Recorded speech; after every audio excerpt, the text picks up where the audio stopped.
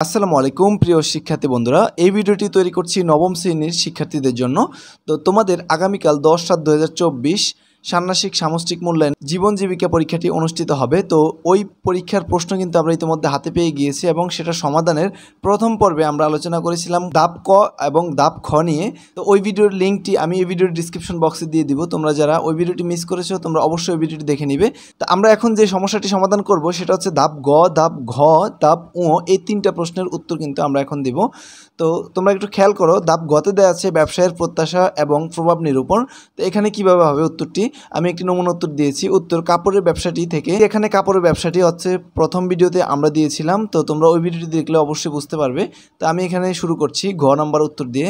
কাপড়ের ব্যবসাটি থেকে আমি প্রত্যাশা করি যেন আমার পরিবারের চাহিদা পূরণ করতে পারি এবং কিছু মুনাফা অর্জিত হয়। এই ব্যবসার কাজের জন্য সোশ্যাল মিডিয়া প্রযুক্তি ব্যবহার করতে পারি, কারণ বর্তমানে সোশ্যাল মিডিয়া অনেক শক্তিশালী একটি মাধ্যম।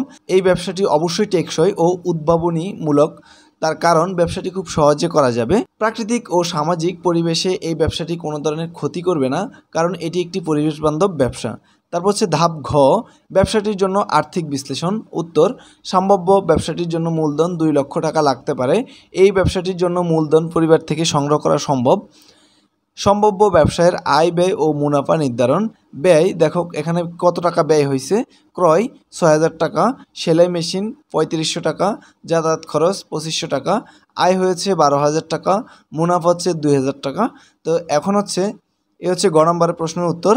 এবং উ নম্বর প্রশ্নের উত্তরটি হবে উ, বিপণন আইডিয়া ও গ্রাহক সেবা। উত্তর উৎপাদিত পণ্য বিক্রয়ের জন্য যে কৌশল অবলম্বন করা হবে। 1 নম্বরে তথ্য প্রযুক্তির সাহায্য নেওয়া। 2 নম্বর হচ্ছে পণ্যের প্রচার করা। 3 নম্বর হচ্ছে উন্নত সেবা প্রদান।